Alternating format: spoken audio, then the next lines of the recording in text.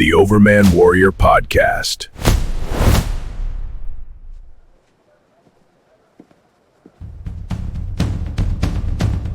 Hi, Rich Hoffman here. This Tina Peters case that broke late May 2026, where the governor is finally under a lot of pressure from President Trump, letting her out. I think her statement really bothers me. It's one of the reasons why in early edits of my book, The Politics of Heaven, there's been a lot of questions as to why I have almost an entire chapter on the whys of Henry VIII. It's what happens when you get caught. I often think of the torture and public killing of William Wallace, where they pulled his entrails out and burned him in front of him while he was still alive.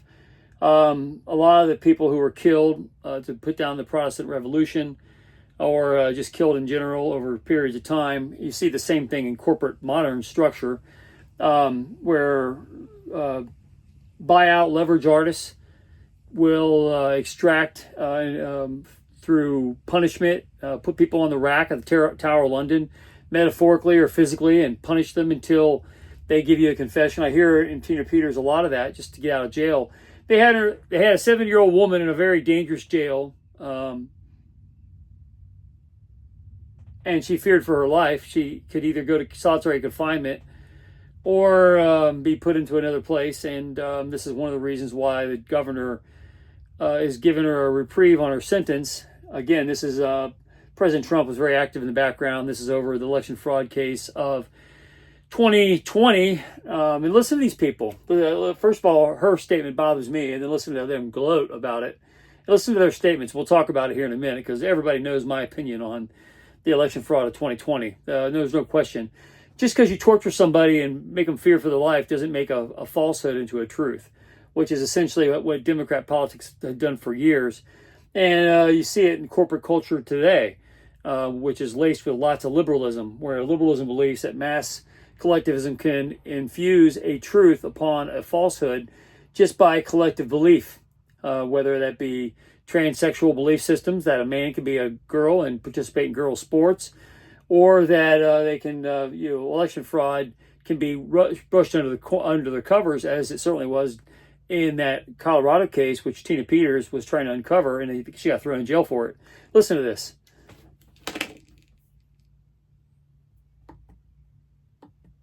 Very strange beliefs. She'll probably continue to have them. We don't punish people. The Democratic governor of Colorado is taking a lot of heat tonight for granting clemency to the last of Trump's allies still in prison for crimes related to trying to overturn the 2020 election. Tina Peters. She was serving a 9-year sentence. 70-year-old woman. She admitted for the first time she messed up. Quote, "I made a mistake 4 years ago. I misled the Secretary of State when allowing a person to gain access to county voting equipment. That was wrong." To catch him What's she talking cheating. about? Well, remember, Peters was tried and convicted of conspiring with other election deniers to breach her county's election systems in a 2021 municipal election, and with the hope of finding evidence that would prove Trump's baseless 2020 fraud claims. Baseless? The president had been pressuring Governor Heavily Jared Polis proven. for months to let her go. Here's how he defended the decision tonight. She has very strange beliefs. She'll probably continue to have them. We don't punish people in this country for having strange beliefs. If you believe the earth's flat, you don't get, and you shouldn't get in our nation or my state, a harsher sentence than somebody believes that the earth is round. And that's what happened here because of her speech and what she believes, which I vehemently disagree with. Yeah, this makes me incredibly This is CNN furious because talking. we have one party in my mind that is not worried about election integrity. That's the Republicans, unfortunately. The Democrats have to worry about it. For Jared Polis, who I served with in Congress, and this shocks me, by the way, for him to come on and say this is about somebody having a strange belief. No, this is about defending the integrity of the election system. She was found guilty and sentenced through a court of law. Now, he's going to say that somebody else with a similar crime got less of a sentence. Okay, if you want to go through all of the people that have been convicted, for instance, of robbery in Colorado, and then give everybody that's been convicted of robbery the least sentence of somebody, somebody may have gotten 5 months instead of 10 years. So now you're going to commute everybody to 5 months because we don't discriminate. Tina Peters should have never gone to jail. They did the same thing to Steve Bannon. They did the same thing to Peter Navarro. They were trying to throw Trump in jail. This is a crooked court system that rigged the election. They had rigged courts. They put her in jail for no reason. She was trying to catch that Secretary of State in tipping the scales. That's why she had an observer in there, and because the rules were written to favor the cheaters, they were able to get her on a crime, and she was trying to expose something that was clearly wrong, and they put her in jail till they broke her, and that's why they threw her in jail and threw away the key. She was either given an option to go to solitary confinement or she might be killed in her sleep, and lots of people can try to attack her. 70-year-old woman in jail. A pretty ruthless jail at that, because she questioned the election results, and for good reason. We, looking back on it now, have a lot of good reasons to question it. But this is an extraction to try and take falsehoods and make them truths that Democrats, liberals, and society, institutionalized society, have done forever, which is why I featured it in my Politics of Heaven by talking about the wives of Henry VIII, who were trying to challenge the authority of the kinghood through the Protestant Revolution and the claims that the Catholic Church had over England. And so there was a lot of violence that was incurred to maintain that control. And often people were tortured and killed until they said what exactly the authority figures wanted to say. And you see that even now in corporate culture. When you get out leveraged and it comes down to your job, is it going to be your job, your life? Are you going to throw it all away for beliefs, for honesty and truth? For truth, justice, and the American way? A lot of people will say no. So you end up with a lot of compromised people running around out there, and you end up with a society full of them. And which is one of the reasons why I was talking about it, because whenever you bend people's arms behind their back and extract falsehoods out of their mouths because you make it painful for them to tell the truth, just to hide lies that people benefit from or profit greatly from, whenever that happens, you make a less ethical society, and that's certainly the case. And I really hate to see that in order to get out of jail, in order to get the governor to go along with letting her out of jail, with Trump, being in the presidency and not being able to get her out of jail any sooner than this is the best deal that could be made, is to get her to write that confession letter, essentially. I screwed up. Look what I did. They had to do the same thing. Rudy Giuliani and the gang had to do the same thing in Georgia over the Fulton County case. That was clearly nonsense, and they extracted out of Sidney Powell and others, Jenna Ellis, confession letters, getting them to soften their stance on election fraud when they were clearly in the right. And they never should even given a little bit. But again, this is what you see all through time, and people were often tortured until they confessed something. That's what she had here. She was in jail. She was scared. She was abused. She was put there illegally to conceal election fraud, which she was trying to expose. And now they're all attacking her. They want her in jail so she can't talk about what she knows. And now looking back on it 6 years later, she was more right than anybody wanted to believe, even though I said all along that she was very much in the right.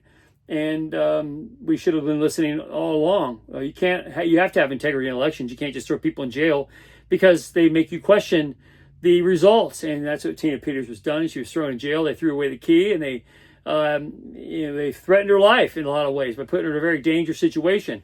And it was so dangerous that the governor, because he didn't need blood on his hands because of something happening to her, is letting her out. And it's the only reason he's letting her out, because Trump put a lot of pressure on letting him know, the blood will be on your hands if something bad happens to her, because something bad is about to happen to her. It has been happening to her. She's been put in a terrible situation to hide fraudulent election results, which she was trying to expose. And then she had to write that letter in order to even get the guy to go along with it, and basically admit, hey, I didn't mean it. I'm going to soften my stance on the whole thing. Please let me out. And that's what people tortured on the rack have done for many thousands of years. People are tortured until they confess something, that even if they don't believe it. And again, it happens with jobs all the time. What were you told during COVID? Take the jab or you're going to lose your job.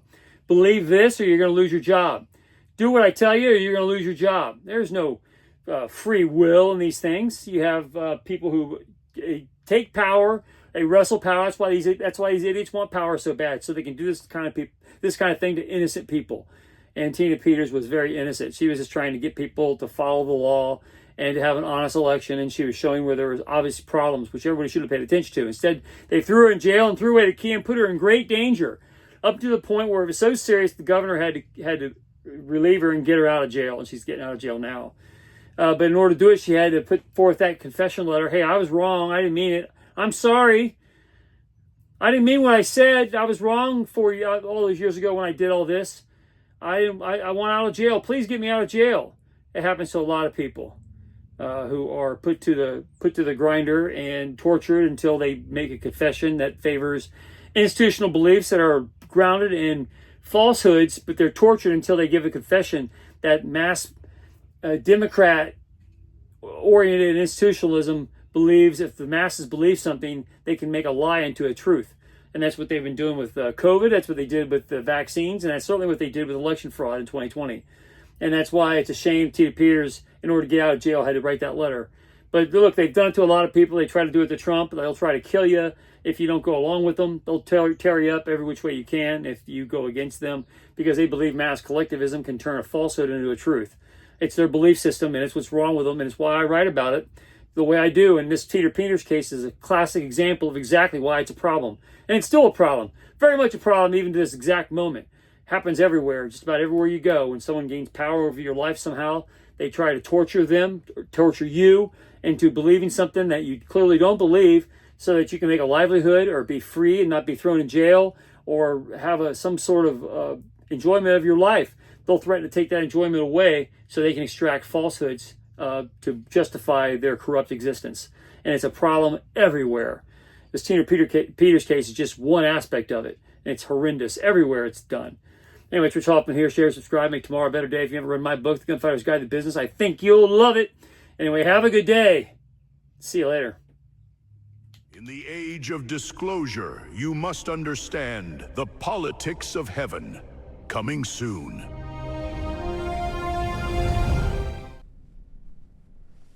Coming soon, the politics of heaven in 2027.